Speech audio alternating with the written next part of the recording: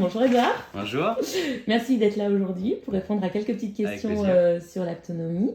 Donc déjà, merci de te présenter si tu as envie de partager. Bonjour Edouard, jeune futur papa de notre premier enfant. Voilà, donc découverte de l'apto et voilà, plein de bonnes choses. Bon, cool. Déjà, avais-tu entendu parler de l'apto avant même d'être là? Alors, pas vraiment. Je l'ai entendu par des amis qui ont suivi des cours d'autonomie. Ok. Voilà, on a découvert comme ça. Ils m'ont un petit peu convaincu avec leur expérience et leurs échanges. Et puis, du coup, on a fait un test pour voir comment ça allait se passer. D'accord. Et ces amis, quand ils t'en ont parlé, ils te parlaient de l'apto de quelle manière? Avec des détails précis, ce qui se passait pendant la séance ou... Alors, c'était plus de l'échange. Ils m'ont pas voulu trop me spoiler. Mais sinon, non, ils m'ont donné plus des indications du ressenti, surtout de l'échange avec le papa, qui Ouais. moi me concernait beaucoup plus du coup. Et voilà, j'ai trouvé ça très intéressant comme démarche. Donc voilà. Bon.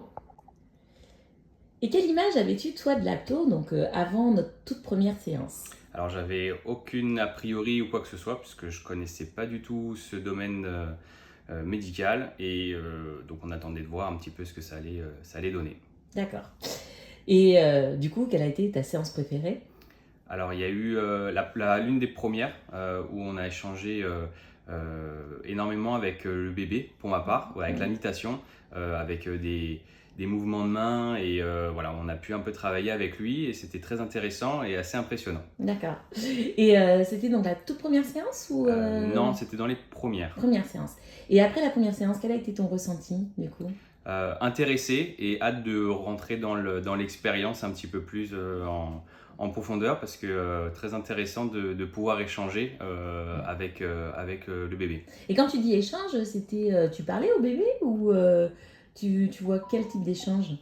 Après, bah, il y avait, alors, du coup, ça m'a perdu. On continue, c'est On pas grave. continue, on coupera. Du coup, quel type d'échange? Donc, il y avait, au début, c'était beaucoup de l'énergie, avec le toucher sur le ventre de la maman. Et puis après, bah, on peut parler, interagir avec lui. Chacun est libre d'eux, mais en tout cas, non, on a l'impression vraiment de communiquer avec lui et c'est très bien. C'est chouette. Donc c'est pas juste on parle au ventre de ta femme, Non, on est non. bien d'accord. Et d'après toi, qu'apporte l'autonomie tout au long de la grossesse?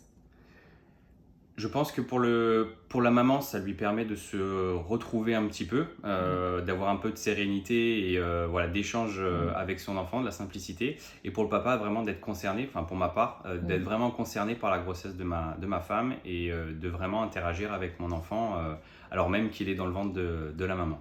Et ça a l'air très concret quand même ce que vous faisiez. Ou est-ce que c'était quelque chose d'un peu perché, utopique? Alors pas du tout, c'est assez concret et en fait l'autonomie, je trouve on retourne vraiment dans des bases fondamentales de qui nous sommes, des êtres humains tout simples et c'est vraiment très intéressant dans le monde dans lequel on vit actuellement. Donc voilà, On est vraiment dans l'affectif, quoi. Tout à fait.